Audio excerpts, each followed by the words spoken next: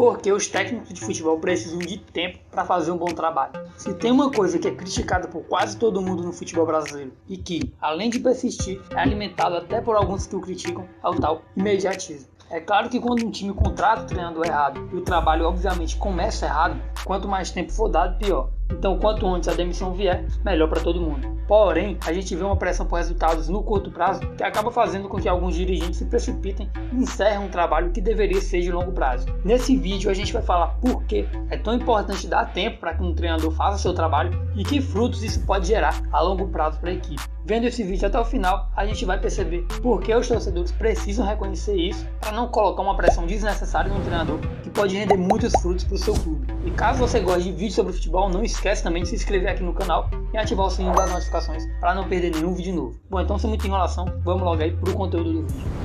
Imagine que um treinador chamado Astolfo chega para comandar um time chamado Pernetas FC. O Astolfo é um excelente treinador, o cara sabe muito de futebol e tem um modelo de jogo que, quando implementado, vai fazer o Pernetas atropelar qualquer adversário. Só que tem um problema, o modelo de jogo que o Astolfo quer implementar é complexo pra caramba e provavelmente os jogadores não vão entender assim tão fácil. Mas pensando nos benefícios a longo prazo, o Astolfo resolve seguir em frente e tentando passar o modelo de jogo para os jogadores. Só que, como é começo de trabalho, os jogadores ainda não conseguiram automatizar bem o modelo, o time oscila, ganha alguns jogos, mas também perde pontos bobos nas primeiras partidas. E aí, claro, o Astolfo sabe que isso faz parte do processo, mas a torcida dos Pernetas começa a pressionar, pede a demissão do treinador e a diretoria começa a cobrar por resultados e ameaçar a demissão. E aí o Astolfo não tem outra escolha a não ser abrir mão do modelo que ele queria e cria outro ali bem mais fácil de se entender, sem tanto repertório, mas que vai dar resultados no curto prazo. Se não fizer isso, o Astolfo vai pro olho da rua. A história é fictícia, mas existem muitos treinadores do Brasil que vivem situações parecidas com a do Astolfo. Isso não é uma passada de pano, claro que alguns treinadores brasileiros precisam se capacitar e se atualizar,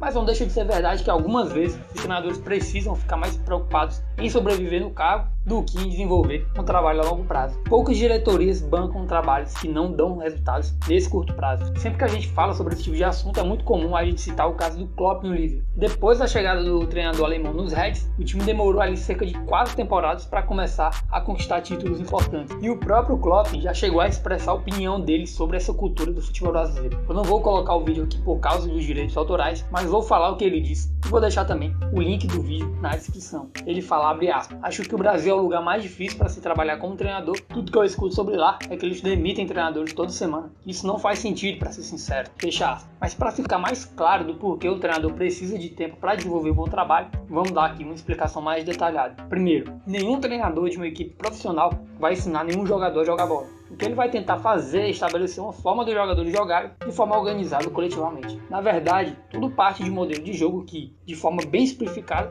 há um plano sobre o que o time tem que fazer de forma coletiva, quando defende, quando recupera a bola, quando ataca e quando perde a bola. E normalmente a comissão técnica vai preparar ali treinamentos que façam os jogadores, entre aspas, aprenderem o modelo de jogo. Até aqui está tudo entendido, então vamos seguir. Pensando do ponto de vista tático, o objetivo dos treinamentos é fazer os jogadores entenderem e aplicarem bem o modelo de jogo em campo. E teoricamente, quando o time todo entender e praticar o modelo de jogo com perfeição, aí sim, o time vai jogar ali um futebol refinado. Mas claro que isso leva tempo, porque os jogadores precisam passar pelo processo de aprendizagem. E o processo de aprendizagem se divide em 4 fases. Só que antes da gente falar quais são essas 4 fases, não esquece de deixar o like aqui embaixo, caso você esteja gostando desse vídeo, para o YouTube entender que esse conteúdo é relevante. Bom, então partindo para as fases, a primeira fase é o da incompetência inconsciente. É como se o técnico tivesse acabado de chegar, nem tivesse falado e muito menos mostrado para os jogadores qual o modelo de jogo que ele quer. Basicamente, os jogadores nem sabem ali o que esperar do treinador.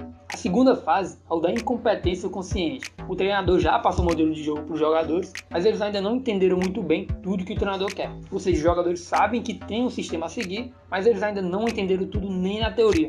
Depois a gente tem a terceira fase, que é o da competência consciente. Nessa fase os jogadores já entenderam tudo que o treinador quer, mas ainda não conseguem aplicar aquilo de forma natural. Provavelmente é aqui que as oscilações vão acontecer. Quando a gente está jogando futebol, a gente não tem muito tempo para pensar e decidir o que vai fazer, principalmente no futebol profissional. Imagine que o time vai fazer uma movimentação de ataque e esse jogador aqui precisa aparecer para dar uma opção de passe para o jogador que está com a bola. Ele sabia que tinha que ir para aquele local, mas aí ele demorou um pouquinho a entender qual era o momento certo de aparecer. O jogador que estava com a bola ficou sem a opção de passe por uns 2 segundos e aí o defensor veio e roubou a bola. Um detalhezinho desse pode decidir um jogo e fazer a equipe ter resultados excelentes numa sequência de jogos. Mas com o tempo, a gente chega aí na quarta fase. E a quarta fase é o da competência inconsciente. Essa é a fase que o jogador nem precisa pensar para fazer o que tem que ser feito, e é como se as jogadas acontecessem naturalmente, o entrosamento aparecesse. Isso seria o auge de excelência de uma equipe, mas isso exige um treinador competente para acontecer. Pode levar anos para chegar nessa fase, mas para um time chegar nesse momento, ele precisa apostar e ter paciência com o treinador certo. Se você tem alguma opinião sobre esse vídeo, quiser acrescentar algo